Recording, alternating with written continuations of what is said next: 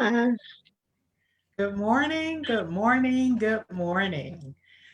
We have our author here, Dr. Debra Wright Owens, who is our last author to be interviewed from our book, Life, Vision, and Purpose. And we would like to welcome you this morning, Miss Deborah. So I would like for Thank you you. so much. Thank you so much. So, could you please tell us how did you come up with this title of this book, Life, Vision, and Purpose?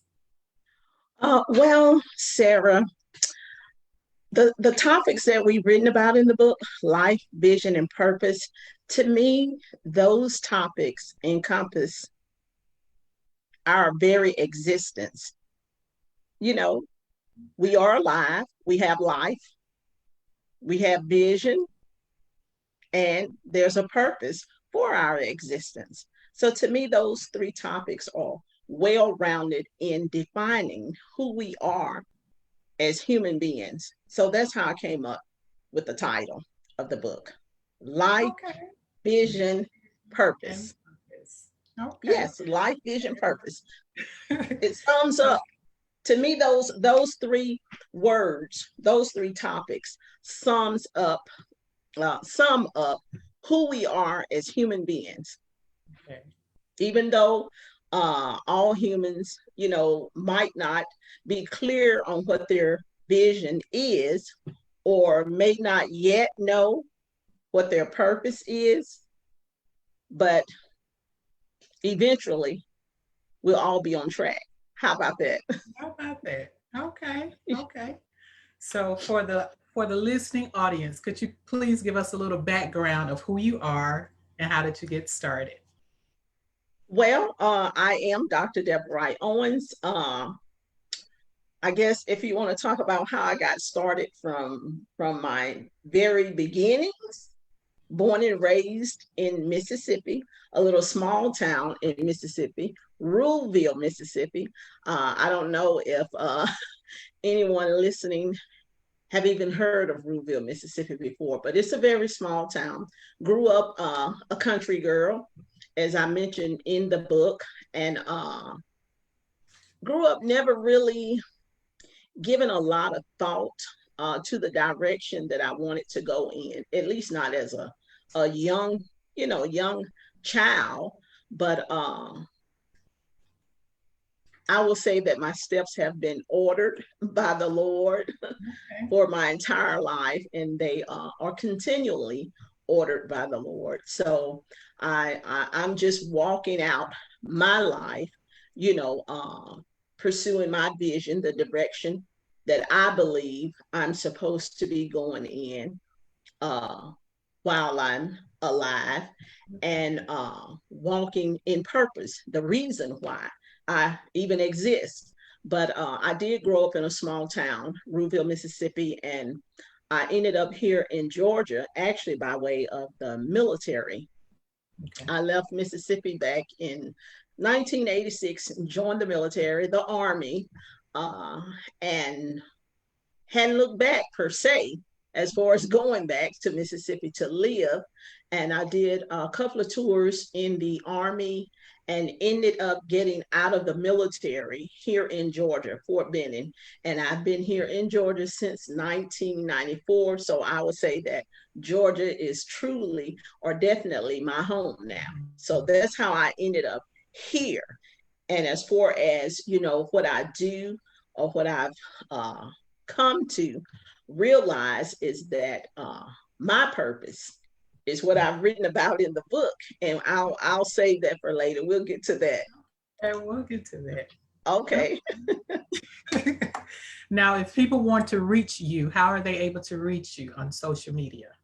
Well, on social media, Twitter, Facebook, Instagram, LinkedIn, Debra Wright Owens, Dr. Debra Wright Owens. Those are my handles on all those social media platforms. I will have a website coming soon, and it will be Dr. Debra Wright Owens. No, not Dr. Debra Wright Owens.com. Yeah. Okay. Mm-hmm. Okay. Mm-hmm. So if you guys are looking to get in touch with Deborah, she's giving you her handles. So if you have not purchased the book, you can purchase the book by its title, Life, Vision, Purpose, or you can reach it by the authors. You can just Google the author's name. They're Beverly Wright Owens. I'm sorry, Beverly Van Woods, Yes. Yes, Beverly Sharon Van Gibson, Woods. Adrian Gray, Debra Wright Owens, and myself, Sarah Reid. You can purchase it on Amazon. So just go to Amazon and purchase the book. And all Yes. proceeds do go to scholarships and helping those in underserved communities in our communities. Deborah usually could do this better, but that's it. Okay. All right. So Miss Yes, Deborah, you as you all can see, I was just going to tell the audience, yes, today Sarah is interviewing me.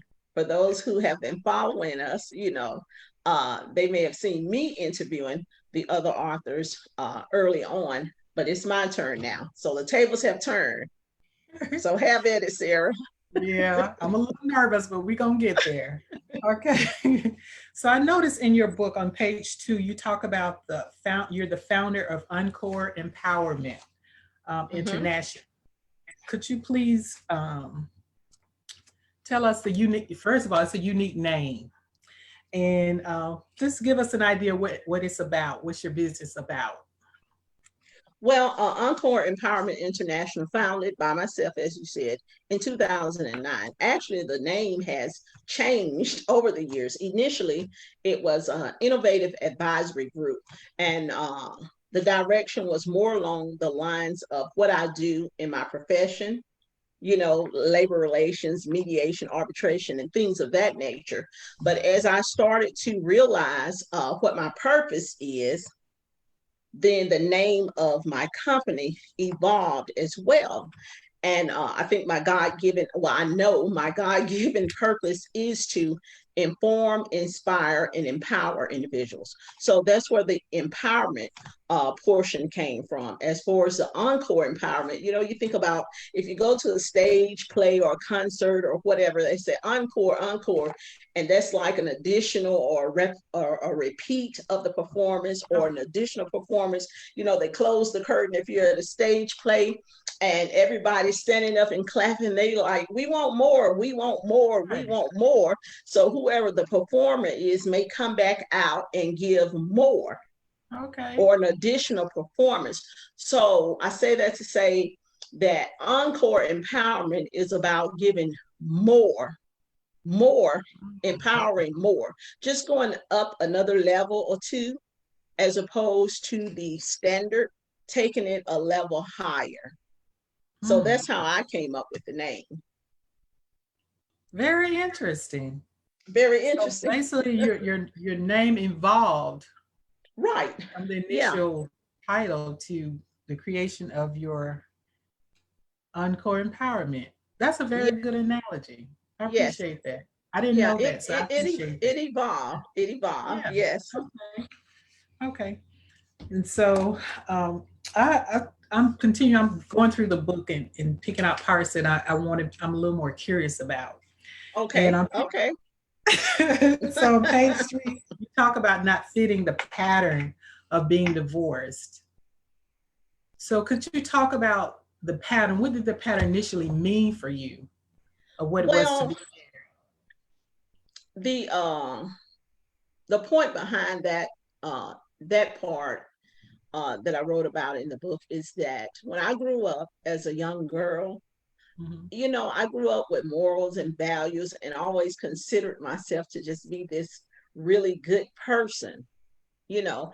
So it never dawned on me or never even crossed my mind, when I got married, that I would end up getting a divorce, because that was just something that I didn't think fit me as an individual, because I'm thinking, well, I grew up being told you follow the golden rule, do unto others as you have them do unto you. You treat people the way you want to be treated, and you exercise moral character, moral values, and things of that nature.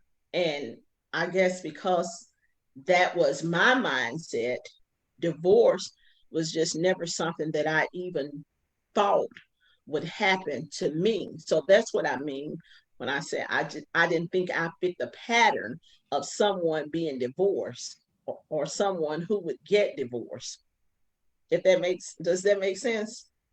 I understand your concept. Um, so if you didn't believe that you fit the pattern of being someone who got divorced, then you have an idea what a pattern for someone who does. Well, no, I don't. I guess I don't have a pattern for other people. That was just For my yourself. perception of Okay. myself, you know, Okay. of what I knew about me and Okay. what I believed in, and what I stand for, as a human being. So Mhm. I didn't think that divorce would happen to me, Okay. because to me, I lived a well-rounded life, you know, Right. exercising moral character, moral values, things of that nature, treating Okay. others the way I want to be treated, and just believing in the best outcome. So that's why I said, or I wrote that I didn't think I fit the pattern Okay. for Well, someone who would be divorced. Hmm. yeah. Okay. Okay. So you describe yourself as a country girl. I myself describe myself as a country girl too, but I know why. So could you tell us why you describe yourself as a country girl? Well, I describe myself as a country girl because I grew up in the country. As I said, I am from a small town, a very small town, Yeah. uh, in Mississippi, and the name of the town is Ruleville, Ruleville, Ruleville, Mississippi. And it's so small. When I was growing up, I think we may have had maybe 4 traffic lights at the most. I don't think we have any now. But Huh? even yeah, right. I I don't said, I don't think that. Lord, they just Maybe go through without four-way stopping? stops. They're like Okay. four-way stops, something Right. like that. But anyway, even growing up in the town, a lot of my uh, young childhood life was outside of the city limits. And when I think about being country, or when you think about uh, a place being rural and country in general, it comes to mind that you're talking about a place that may not be developed, economically, as compared to other places that Yeah. we would consider like the city, New York, DC, and places like that. And as you may have heard, and others who may be listening in, Mississippi is one of the poorest states in the United States.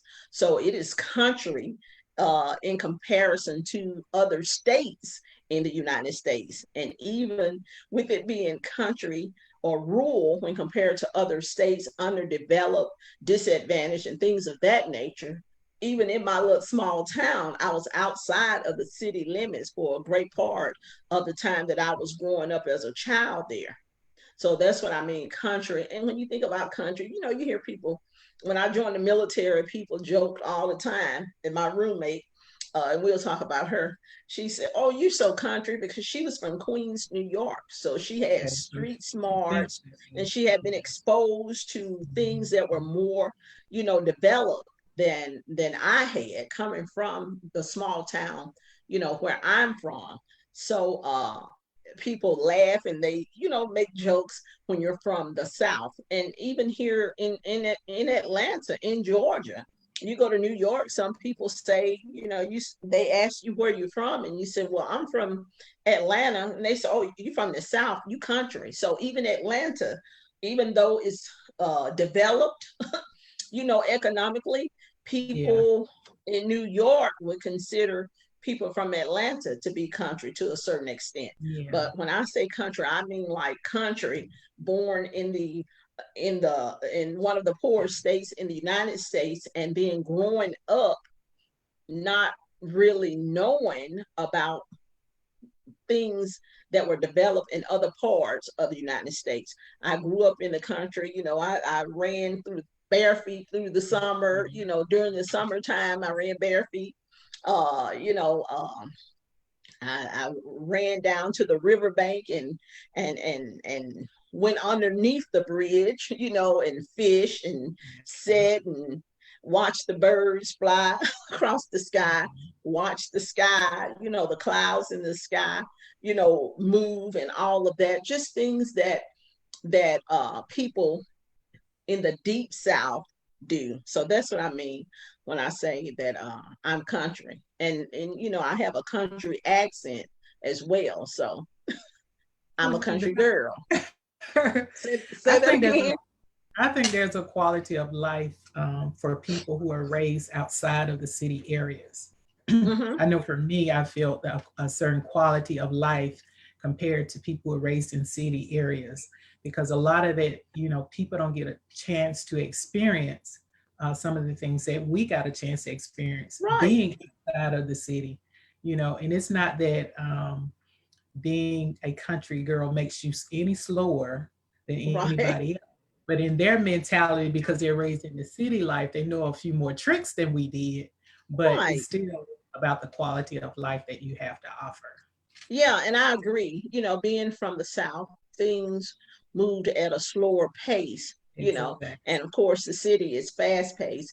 And I can agree with what you're saying, that there's a quality of life, because even when my cousins who, had migrated to the city life came to the country to visit during the summer, they actually appreciated Mm-hmm. the slower pace, Exactly. being able to sit on the porch, and drink a glass of cold tea, sweet Yep. tea, and watch the cars Lemonade. pass by every now and then. Your neighbors, everybody know each other. You drive by the house and you toot your horn or you waving and things of that nature. Everybody just really polite and considerate of each other. So they really appreciated that slower Mhm. pace and quality of life that the South, offers. Exactly. Hmm. Exactly. Yeah, Okay. so I am a country girl. Okay. So I just want to make sure that I plug our book again for the listening audience. Our book is Purpose, Vision. Yeah, Vision, Life, Purpose. But anyway, this is our book. Life, vision, Have not purpose. purchased a copy. Please purchase a copy. You can Google the author's name, or you can search it by their title. And again, I'm interviewing our author, Debra Wright Owens, this morning. And the additional authors are Beverly Van Woods, Sharon Gibson, Adrian Gray, and myself, Sarah Reid. So please go out and purchase our book. All our proceeds go to the Visionary Foundation, and we give out scholarships to our local communities. Okay. All right. So, all right. You talk about in the book at age 10, you talked about taking care of your sister, cooking and cleaning, and making a home for your family. So how has that affected your adult life? Well, I would say that it prepared me Yeah. for my adult life. Being, and I don't know if this holds true for people who are raised in the city. I Mhm. know in the South, that's what I saw. People from the Mhm. South, that was the pattern that I saw. The children tend, they were taught early on to do these things. So I knew how to cook. When I became an adult, or reached the age where I could live on my own. And that was, of course, when I was in the military. I already knew how to care for a home. I Yeah. already knew how to cook. I already knew how to clean and things of that nature. I would say I was very responsible in that regard at a really early age. And then being from the South, to go back to that topic of being from the South, being raised in the country, and people just being more neighborly in general. My mom didn't have to like send us off to a babysitter in the summertime, because your neighbors, they say it takes a Exactly. village to raise a child. Your neighbors tended to keep an eye out on you. So my mom didn't have to pay for a babysitter to watch me and my sister, because I was older than my sister. I was old enough to be responsible and take care of my sister while my mom went to work during the summertime. And my neighbors on both sides, they knew to keep an eye out, you know, for Exactly. us because they knew, well, my mom was at work or whatever the case was, and that me and my sister were home. So if it was any time that something came up, my neighbor, on both sides was there to Mhm. assist us. But I would say that it definitely prepared me for my adult life because there are some adults now who I know that don't even know how to cook or don't even know how to clean, No, you know. And I think that puts you at a disadvantage to a disadvantage. certain extent, because then you have to learn those things once you are an adult. Whereas I knew those things. I think I mentioned in the book at the age of 10, I could cook a whole meal. And some of my classmates, they would tell you, especially if my classmate Debra Wright is watching in, she would tell you that when I was growing up, I couldn't even leave out of the house and go outside and play until I had, did things Exactly. around the house that I was supposed to do. We knew that it was standard on Saturdays. We didn't wake up to watch TV. We got up early on Saturday mornings and we cleaned house. We had to make sure everything was clean and in place before we went outside to play. It was just an expectation of responsibility and accountability at an early age. So I really appreciate that because I think it gave me an advantage in life to Mhm. know those things and be taught those things young and Exactly. early on. Mm-hmm. I experienced the same thing. Yes. We had chores and stuff too. So exactly on Saturday morning, that was your cleaning day. So we tried to get everything clean before Soul Train came on because we wanted to see Soul Train. But the house need to be clean, and also learning how to cook. You learn early. You don't wait till you an adult to learn how to cook, which most people did. But we, as young children, we were taught to cook, and Mm-hmm. so cooking was the main thing. So when you got your home, you were already prepared in those areas. Other areas you had to learn or work your way around that. But for the most part, basic things you had to learn how to do those things. Okay, so we're gonna go back to your book. And on page 6, you talked about your mom being married and still being the main provider. So Mm-hmm. I want to know, how has this shaped your vision on being married or having male role models? Well, when I talk about my mom being the main breadwinner, it was more so along the lines or with the thought that she was, with the thought of responsibility per se and survival. Yeah, Okay. not that it was coming from the angle of independent woman, but Okay. more so about responsibility and survival. Because I would say that she was the more responsible one, you know, in the Okay. home, in the marriage. And in order for us to survive, then she took that leading role of responsibility to ensure that we had everything that we needed and everything was structured to the point that would set us up, to survive and be successful, as a family. Not that it was perfect, but that was that's what I'm talking about in the book. And as far as how did that shape my view of marriage? Well, I will say that because my mom, I saw her be the more responsible one, that was instilled in me to be responsible, in a marriage, period, to just be responsible. And if it were a case where,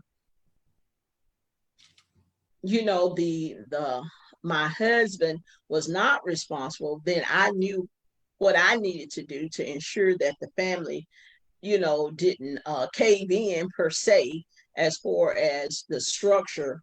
of the home, finances and things like that, financial uh, responsibility, making sure that bills are paid, things of that nature. Yeah, and now from now that I'm older and I have a relationship with Jesus, I know that, as the Bible said, the man is head of the woman, as Christ is head of the church. So I understand the structure from a biblical perspective, and I don't necessarily uh, promote a campaign for uh, women being head of the man, because that's not what the Bible says.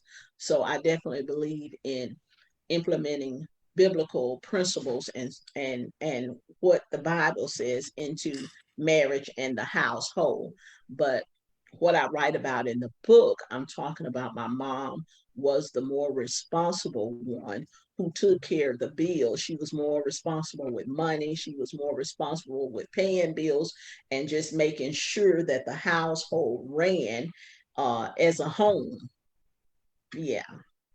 And I did, that was instilled in me to make sure those things are in place. So that's what I do.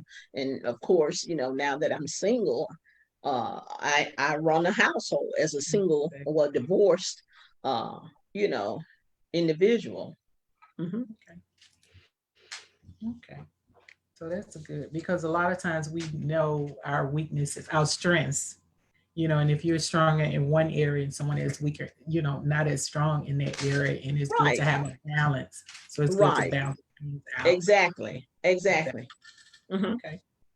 Okay. So let's get to this marriage part. You Okay, said you okay. left Germany in October of 1988.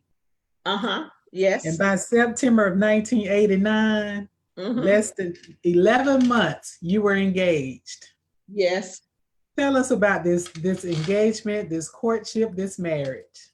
Well, I'm going to tell you this, Miss Sarah.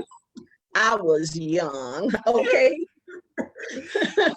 Charge it to my head. They say charge it to my head and not my heart. I was young. I talk about in the book, I talk about not necessarily having a model marriage. And I think Yeah. getting married so young, I did not have a clue of what I was doing or what I was getting into.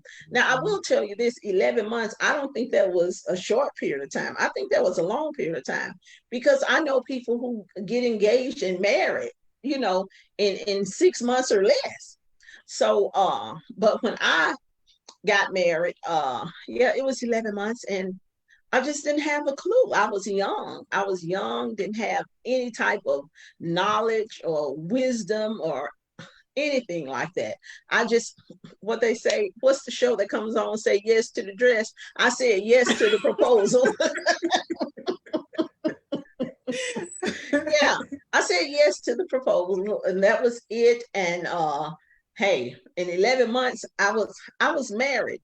And when you ask about if it was a courtship or not, I guess you can say it was a short one. We were both in the military.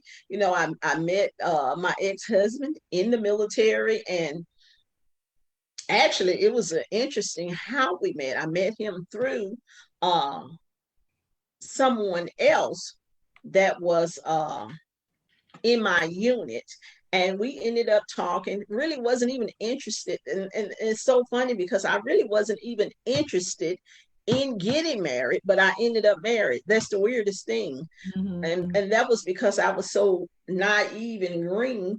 I didn't even have sense enough to say no, because I didn't Yeah. want to hurt his feelings. And I'm not going to say, I wasn't into the person, into my ex, but it just happened that way.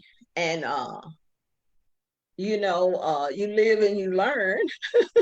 And sometimes we relive and we have to relive things before we learn. But yeah, it was 11 months and we were both in the military, young, just trying to explore life and find our way in life. Or I'm not even sure we were trying to find our way. I would say we were just exploring life at that young age in life, and you know what they call puppy love. You meet somebody and you think, well, okay, well, this is the person, so hey, let's go at it, let's try this thing. And that's what we did, going in not having any real solid foundation or model marriage to pattern our marriage after, and but we were married for 10 years, and we did the best we could during those 10 years until, we got to a point where we just decided that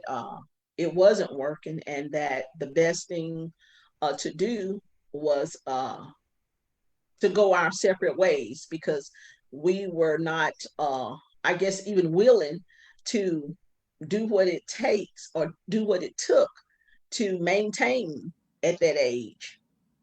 Yeah, so we ended up divorcing. Yeah, but we held on for as long as we could. And yeah, I wasn't ready for marriage at the age, I think I was 21 or 22. I was definitely not ready for marriage at that young age, but it happened that way. And Just yeah, tried to make the best of right, it as long as you possibly could. And when exactly. you said not having a model marriage, what does that mean to you? Well, as I said, when I talk about my mom being the more responsible one in the household, I grew up with my mom. She was married to my stepfather, and she was a more responsible one. My stepfather, I wouldn't say that he was that responsible, and when you have that that model before you, that's not necessarily the model, or Mhm. one of the models that yields the best results or the most success in a marriage. You see what I'm saying? And my ex-husband, he didn't as well, because his upbringing was similar to mine's with regards to uh, the husband and the wife being in the household, and not necessarily one party being more responsible than the other, or it's just not a model that could be, or a model that could be replicated or duplicated for other marriages, Okay. if that makes sense. Does Okay. that make sense? I kind of, sort of. I understand what you're saying, though. I Yeah, guess I was trying and I will say that, growing up, uh I will say that the biblical principles were not the foundation of my to. mom's Okay. marriage. I think when you implement biblical principles, then the rate of success is much, much higher Okay. than in marriages where you don't, implement biblical principles. Okay. You want to discuss the biblical principles? Well, I don't.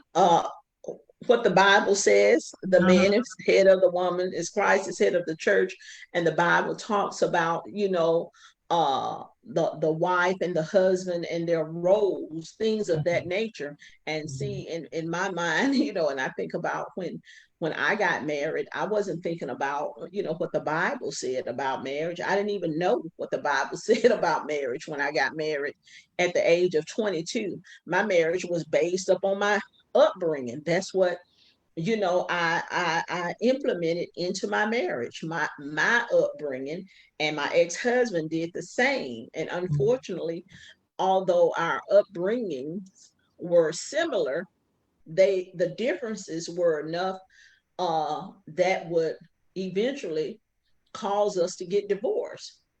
But I think if you stick to the scripture, and in applying the scripture to your marriage, then your success rate is at a higher level.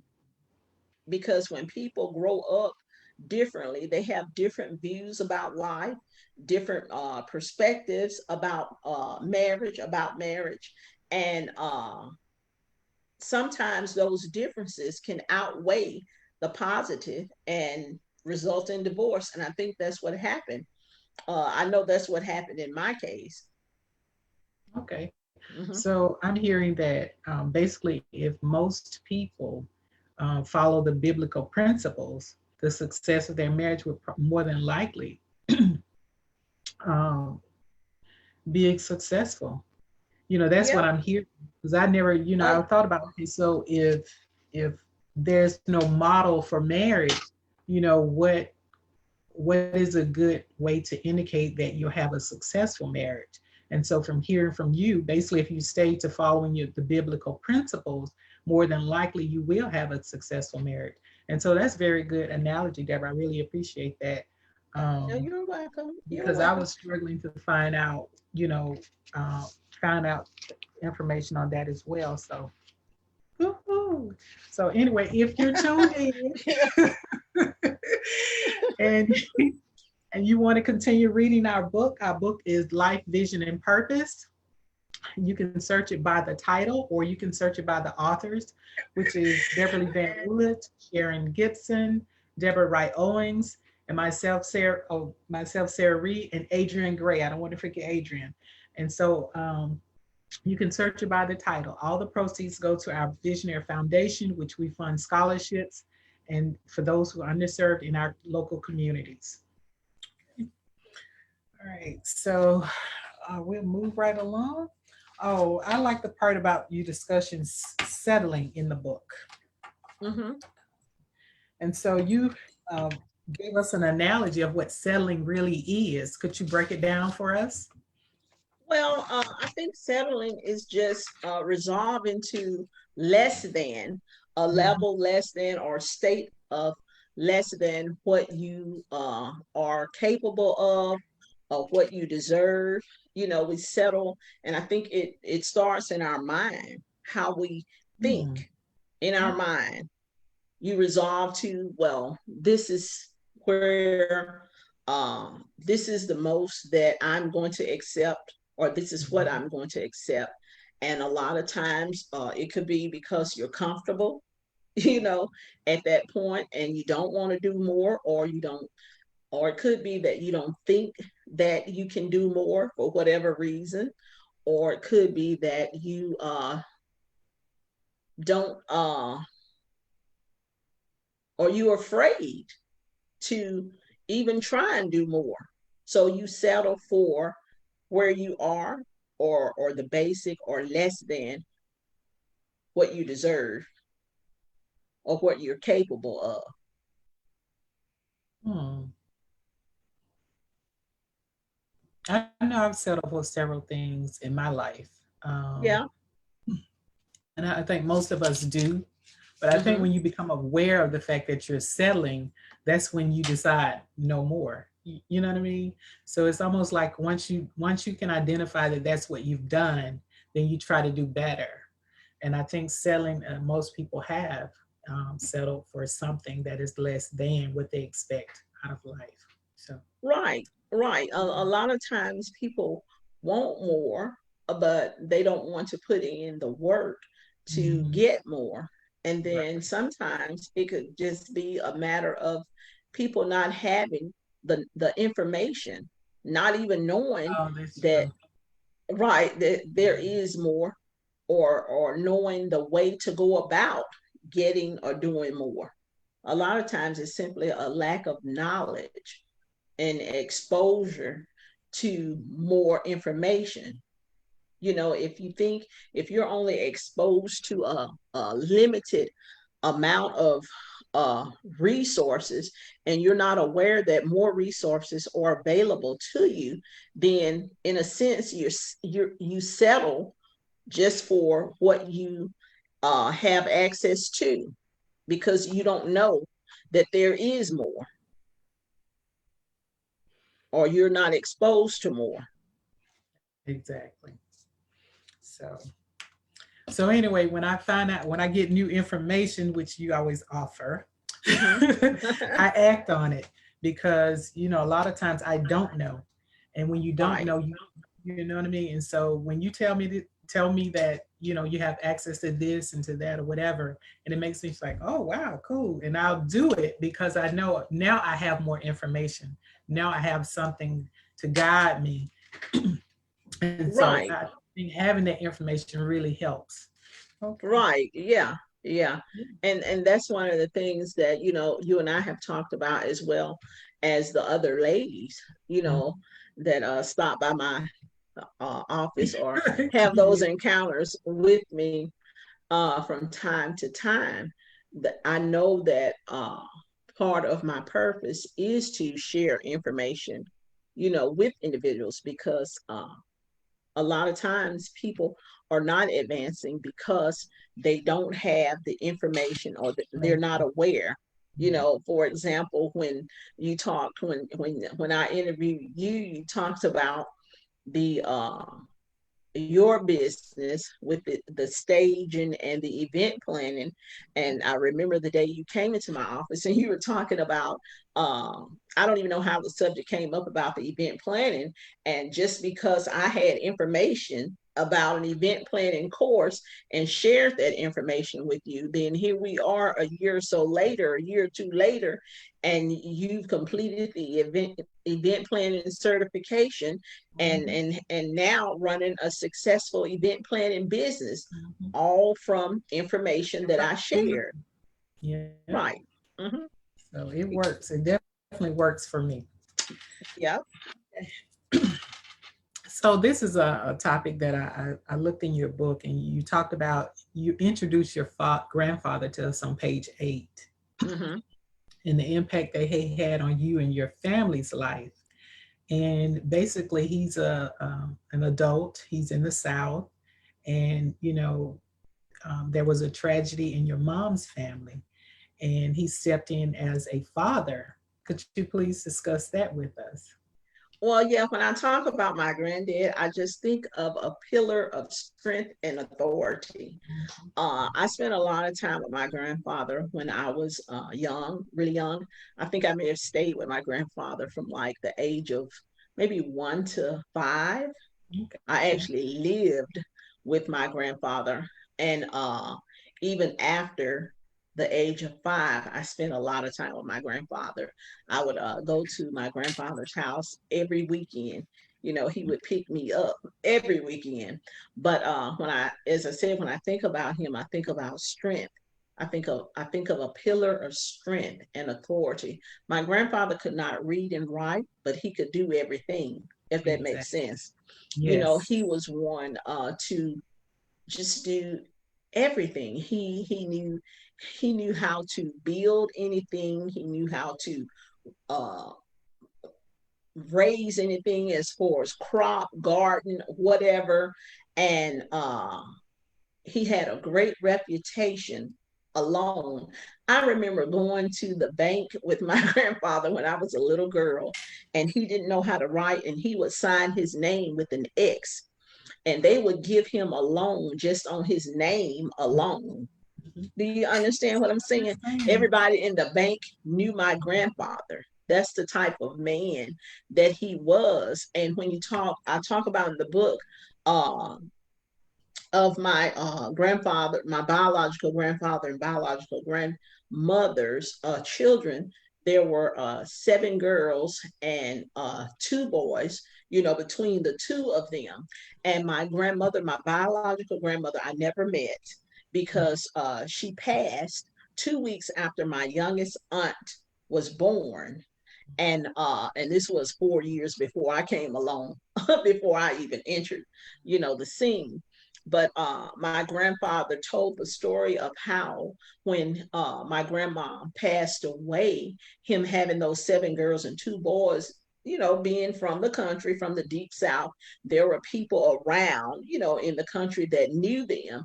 And the people, thought that it would be such a burden upon him to try and raise 7 girls and 2 boys alone. So people were actually asking for his children, like, well, I'll raise this one and I'll raise that one. But Exactly. he made a firm decision that he was going to raise all of his children, alone, and that's what he did. He later, got remarried, or what they call common law marriage in the South. Yeah. But anyway, yeah, anyway, he raised, you know 7 girls and 2 boys. And he kept them intact. It was structured. He provided for them and everything. And I think that's just amazing, especially when we think of today, when we, forward wind to present time, people can't raise one child. Yeah. People can't raise one child without running into some major challenges. But Yeah. my grandfather, he was able to raise 7 daughters and 2 sons, and I think that is very commendable that he Mm-hmm. did that and that he kept all of his children together. They were not separated because my grandmom had passed. And you think about raising a baby 2 weeks old. My youngest aunt was 2 weeks old when my grandmom died. You Wow. know, he could have Wow. said, well, this is way too much for me to do, to handle, and split them up. But that was never an option. It was never an option. And I saw my granddad, just do everything. I remember he would go hunting, during hunting season, and he would hunt and he would kill, deer and stuff like that, rabbit. And I remember he had a grinder, this grinding machine that he would grind the meat up and make his own sausage and stuff like that. Those are things that I remember when I think about my grandfather, how he made it work with what he had, with having no education at all, but he Yeah. made it work. He had a business. He had his Yeah. own business. He had an upholstery business. He Okay. upholstered car seats. I remember people would bring their cars by his house, his home, and he would take the car seats out of those cars. And back then, the car seats were just one long seat. They didn't have that little divider in the middle Right. that we have now, that we Right. have in modern day cars. But he would take those seats out of cars and he would take that old, vinyl Mhm. covering off of those seats and he would put on new vinyl or whatever. And he had a sewing machine that he paddled. It had a pedal to it. It wasn't Mm. even the electric kind. It had a Mm. pedal. It had a Yeah. pedal. And he would sit there and pedal that sewing machine. And he had his little needle doing all of this stuff. And he did dip snuff, right? So he'd be dipping snuff, but he would be working so hard. And once I became an adult, it was a while after, becoming an adult that I realized that my granddad, he was a whole businessman, and He was. he couldn't even write, you know, Mhm. but he was a businessman. He made it work. He built, rooms onto people's homes and Mhm. all of that stuff. And I think today how we make up excuses of why We we do. can't do this or why we can't do that. We offer up all of these excuses of why we can't be successful, within our own lane, when really a lot of the times it boils down to us settling and not wanting to put in the work, not wanting to go the extra step or above and beyond to live the life that we truly want to live, or some of us to uh, just to survive. Some people Yeah. don't even want to do enough to survive. They Exactly. just settle for this, and beg their needs basically, when they Exactly. have the power within themselves to build a life that they want. Yeah. It's So so when sad. I talk about my grandfather, he was a really, really strong man, and he was Mhm. the first uh, manly male father figure, in my life. He really was. He was a great person.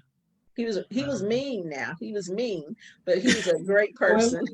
he had to be. He had all those kids. He Right, had to put right, structure. And a lot of times with structure, you have to have a stand. And right. and and so most people thought he was just mean, but he needed structure. And to do that, he had to have a certain level that he had to deal with his kids. And so Exactly. that's very commendable. Mm-hmm. for any man in general. And then for someone to be in the South and people are trying to determine, okay, which kid am I going to get? Because, you know what I Right. mean? And he was Yeah, like, no, that's a lot. these are my kids. I'm Uh, going to raise them. And he did a exactly. wonderful job. Yeah. Yeah. Because Yeah, could you imagine having 9 children to raise alone? exactly. Yeah, and as I said, Exactly. fast forward to today, a lot of people, they have one child and can't. And swear they running raggedy. I ain't got time for this. And Right, exactly, yeah. exactly. Yeah. Yeah. And so Hmm. it's good to hear it. And it's also sad to hear it too. Yeah. But Hmm. but I knew that he made an impression on your life, and I wanted you to discuss that with us because I could tell just by hearing you talk about him and seeing you smile and get caught Uh-huh. up in it. I was like, oh, he really made an impression on your life, He and he so really did. I wish I tell my children now. I tell them, I say, I wish I had paid more attention to him doing that upholstery work, because I could have that as a business too.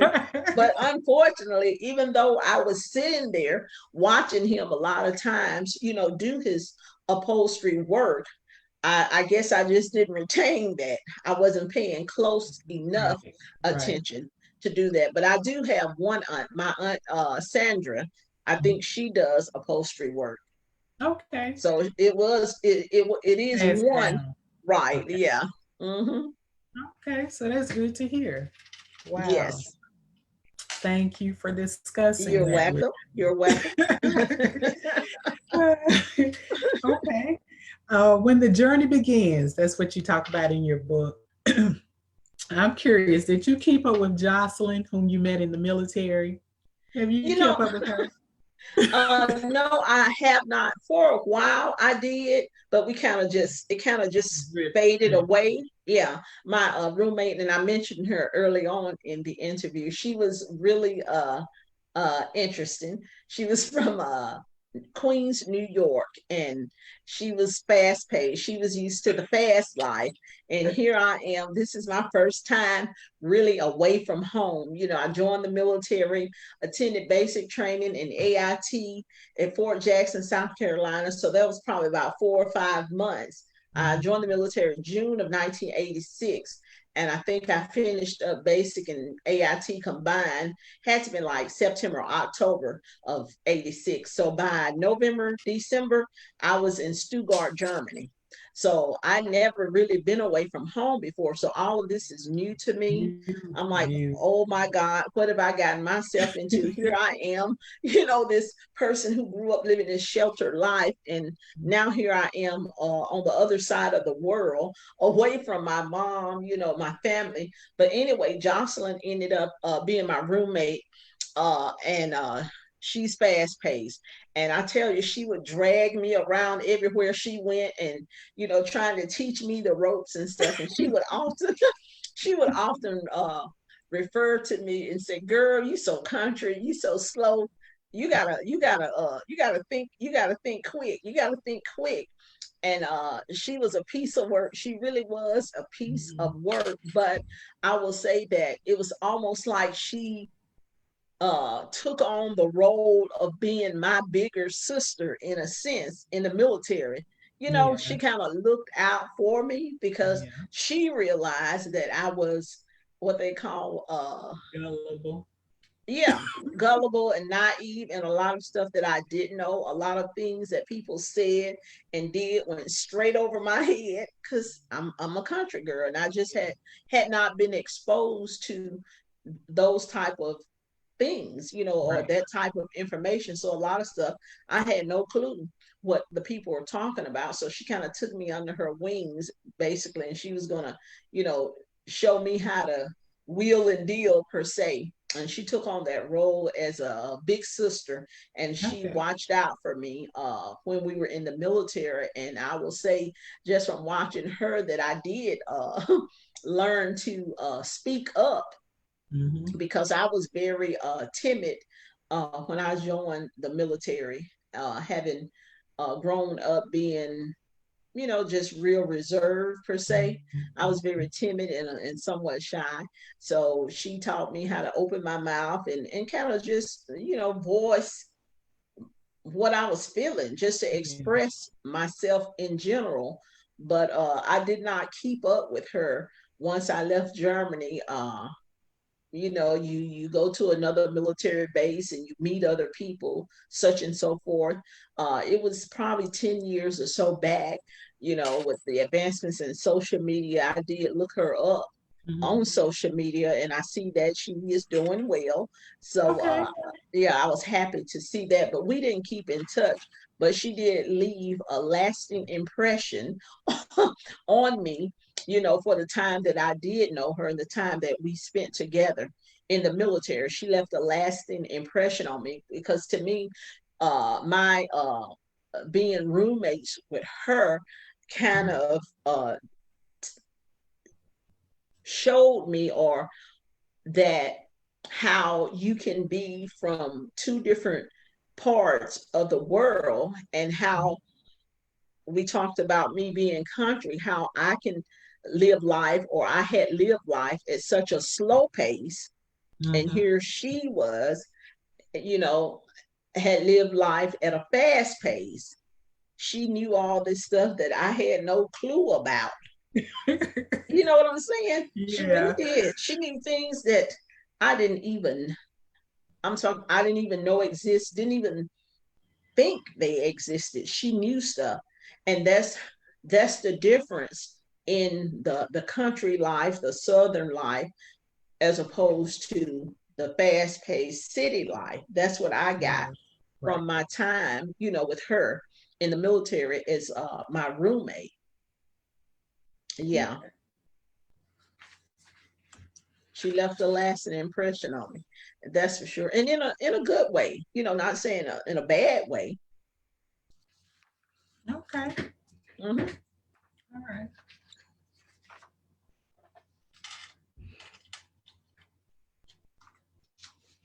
Okay. All right. So we'll move on to building blocks. So under building blocks on page 17 of your novel, in our book, Hmm. Life, Vision, and Purpose, and you can search the book by its title, or you can search it by the authors: Beverly Van Woods, Sharon Gibson, Adrian Gray, Debra Wright Owens, and myself, Sarah Reid. And our proceeds go to the Visionaire Foundation, in which we offer scholarships and for those who are in need in our communities. So, Vision, Life, Purpose. All right, now that we've plugged our book. So on page 17, you discuss becoming as being a continual process. Hmm.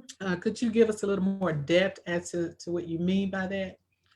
Well, I think as human beings, we're always becoming uh, an evolved version of ourselves.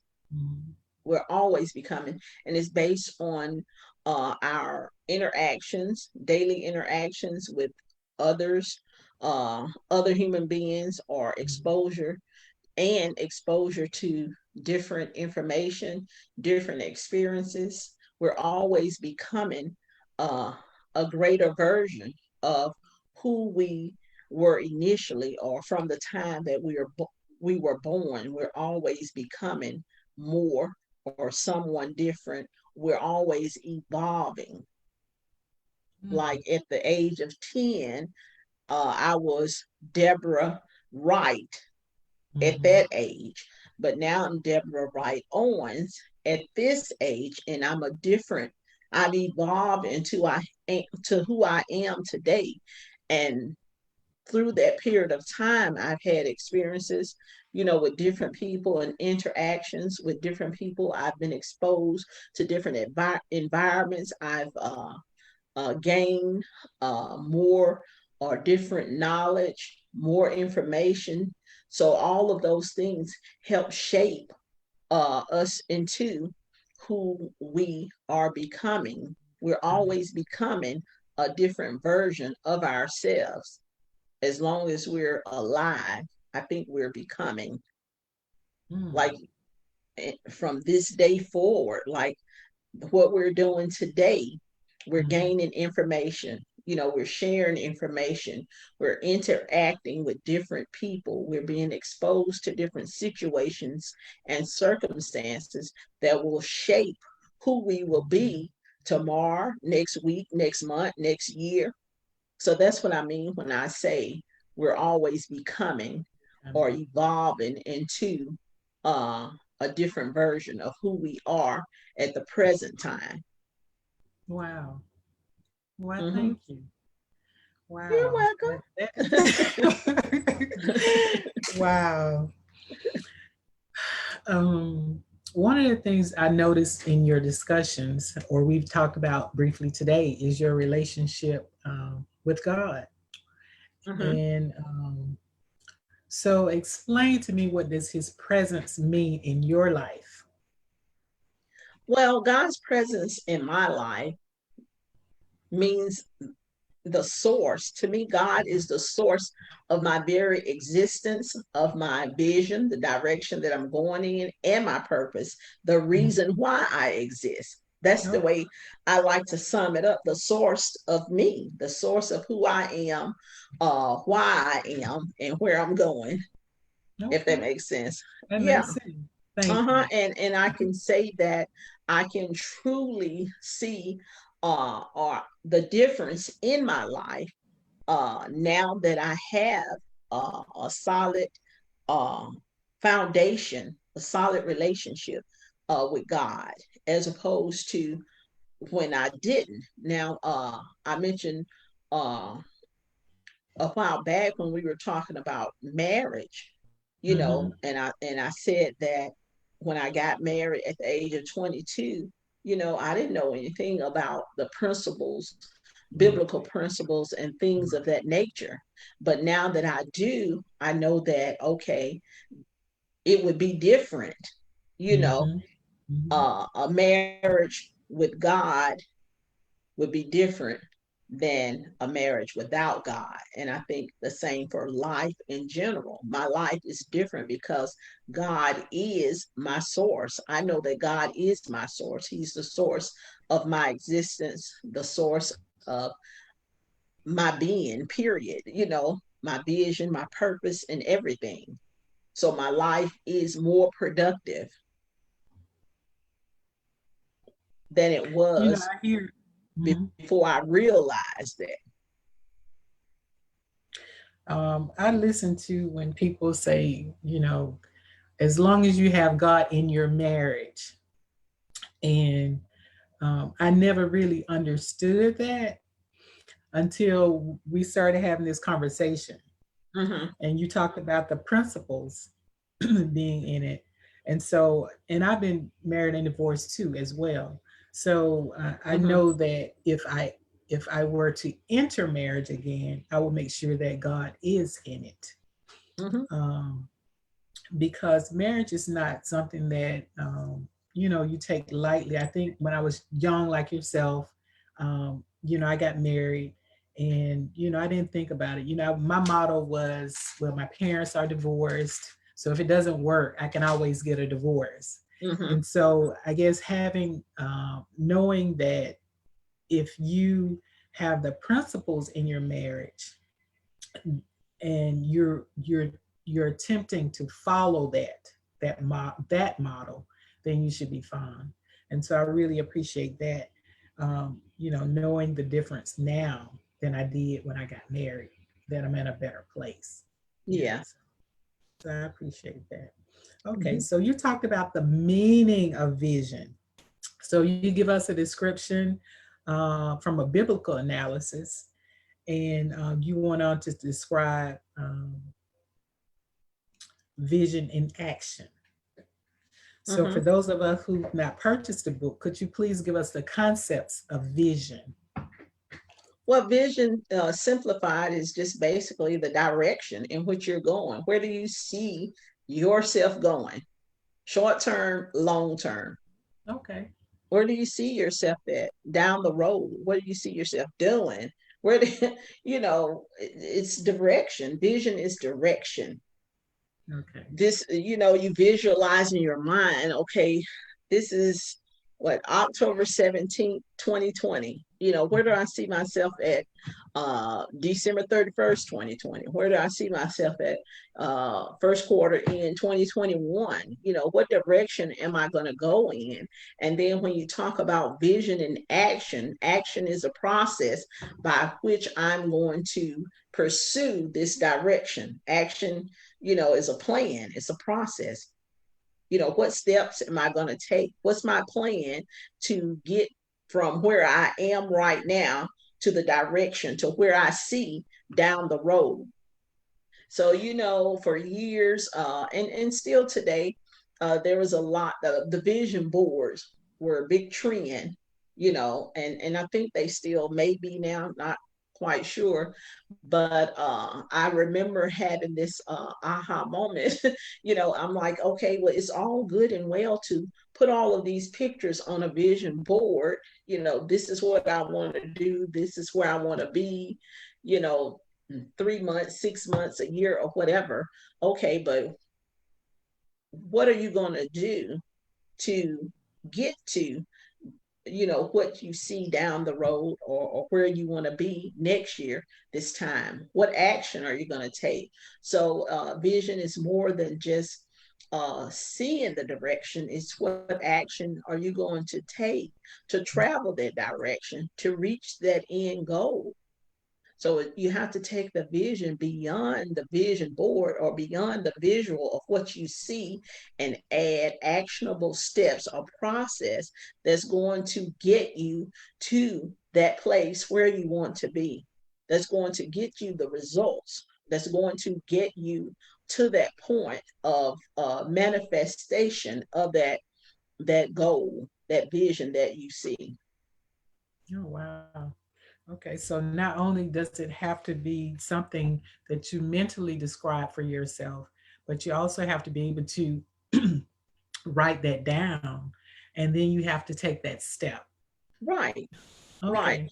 Because you think a lot of people, if you really think about it, I know even for myself, there are things that I've written down on paper, and I've written it out, but I haven't necessarily applied action to it or a Mhm. process to it to make it come to pass so that it will be manifested, or so that I will have tangible results.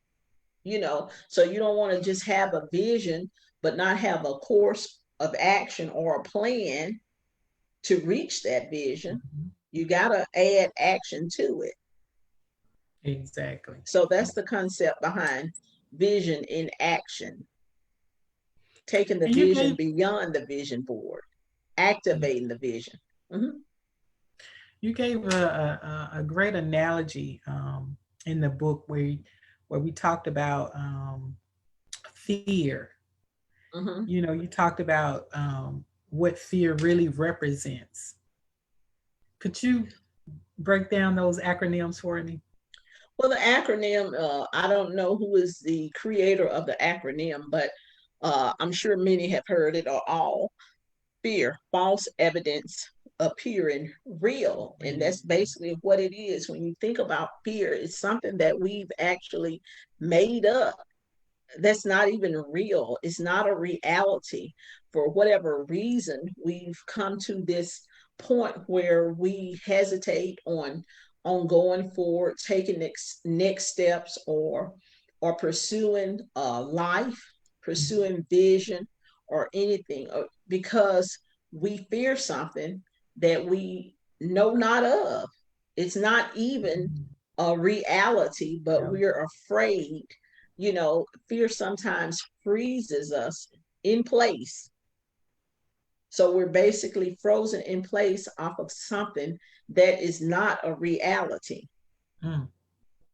We're fearing what if, or I don't know, or I can't, when it's not even the reality.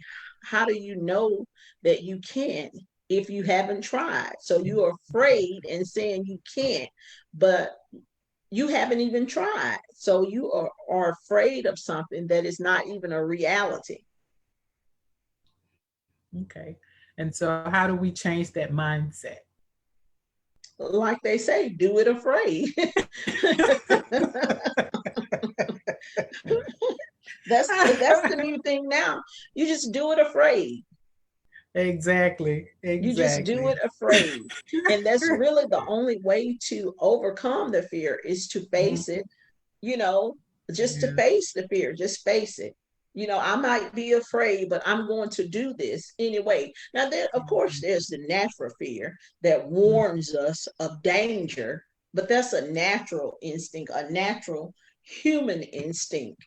Like, Right. I'm fearful of going in this lion's den. Yeah, because lions eat you up. So of course, my human natural instinct is going to warn me Warn not you. to go in the lion's den or not to go in the bear's cage, because it could be detrimental to my life. Mm-hmm. But I'm talking about fear of, just say, public speaking, you know. Oh, right. You can Yeah, overcome that. right. Of fear of taking a test, you know, Yeah. those type of fears that we have control over. Your fear of public speaking. Okay, so how do you overcome that? You do your research on public speaking, read up on ways, icebreakers and things to help calm your nerves, you Mm-hmm. know Yeah. and you go forward. You just face it. You get up there and you do your icebreaker and you start talking. you know know the information that you're speaking on, and think to yourself, the people in the audience, they're not here to harm me. They're here to hear or listen to what I have to say. And you Exactly. overcome that wall of fear by preparing yourself for Mm-hmm. the public speaking engagement, and then you just face it. You go ahead and take action. You do it afraid. Yeah. And the more you do it, then The the fear better. starts to disappear. Yeah. So Wow. it's false evidence appearing real. It appears real, but actually it's not. It's false. Yeah. Because it is something that you can overcome. Right. Yeah. So with practice or information, you can overcome it. Yeah. Okay. All right. And so finally, we're going to talk about getting up. In the book, your last chapters talk about getting up and what does that mean for our daily lives. Well, So yeah, what has it meant for you? So you go ahead and elaborate on that for me. Well, in the book, when I wrote about it, I think I was talking about the story, the Bible story of the man at the pool of Bethesda. And I think it's like in John chapter 5 that I referenced in the book. I was talking about that story, and many are familiar with that story. You may be familiar with that story as well, which basically, in summary, it's about this man who's at this pool, waiting for someone, the angel, to come and trouble the waters, basically waiting for someone to come and do for him something that he could have did all alone, because he Mhm. had really what he needed already within him. But you have to read the Bible story when Jesus comes along and tells the man to get up, take up, and walk.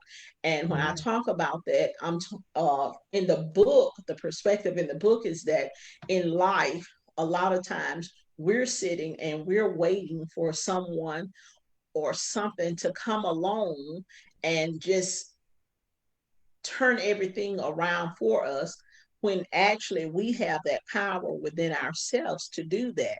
Mhm. And a lot of times we wait for years to Mhm. step out on faith and pursue vision, when we have everything that we need.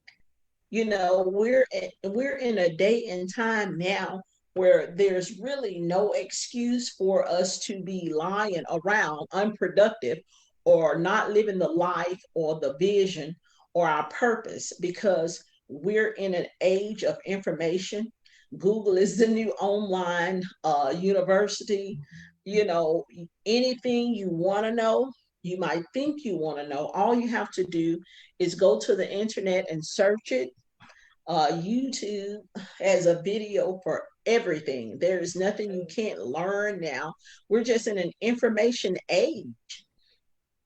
Information now is at our fingertips, on every hand, on every corner. So we don't have to sit around and wait for anybody or anyone to do things for us. We just have to get up and do these things for ourselves. And it's easier said than done, but the truth is it can be done because there are so many, there are millions of people who are doing it. Mm-hmm. So to say that you're uh, at a disadvantage, that's, to me, is an excuse in a sense, because we're in an information age, and we have to first get up in our minds. We have to shift our mind, shift our way of thinking. Everything starts in the mind. You have to change your mindset and acknowledge that you're not at a disadvantage. You're in an information age. Everything you need, you have access to.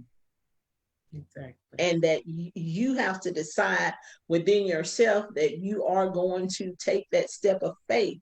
And you might have to start out with baby steps or whatever, but each step moves you closer to the goal.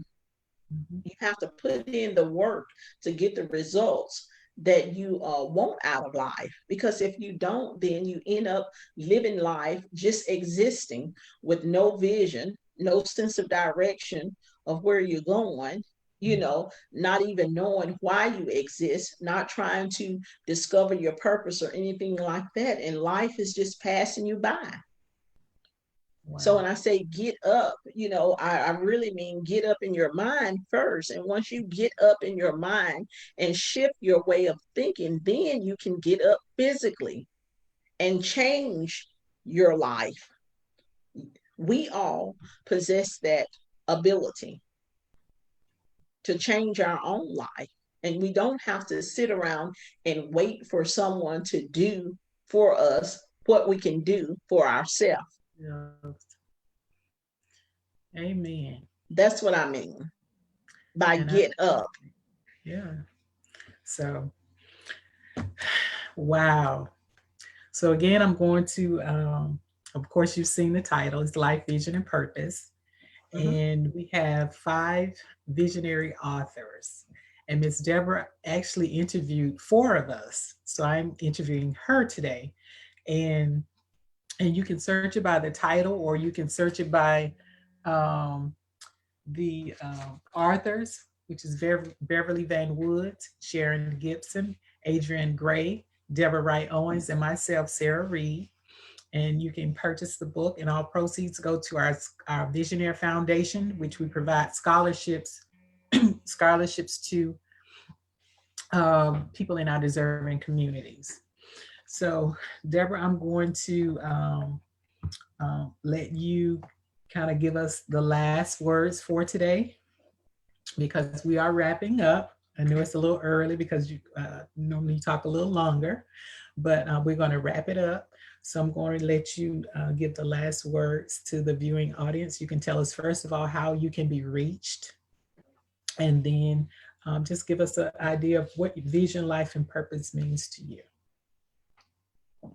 Well, as I said earlier, I can be reached on social media platforms under the Debra Wright Owens handle, Debra Wright Owens, and that's on Instagram, Facebook, Twitter, and LinkedIn. I do have a website that is coming, and that will be DebraWrightOwens.com.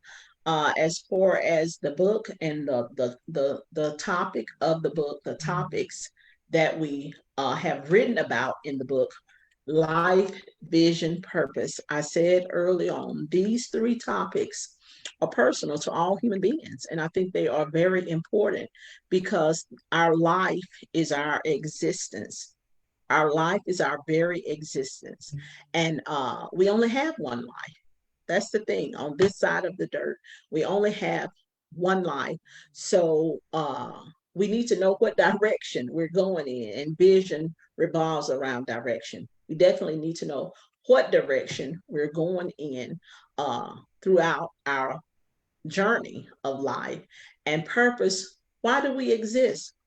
These are some questions uh, that we need to ask ourselves. If you haven't discovered what your purpose is and your vision is not clear, maybe you take out some time to yourself and talk to God about these things, because none of us are here just because, even though many have lived their lives just because and have just existed, never really finding the true meaning of their life and never really going in a direction that promotes good results or good outcome.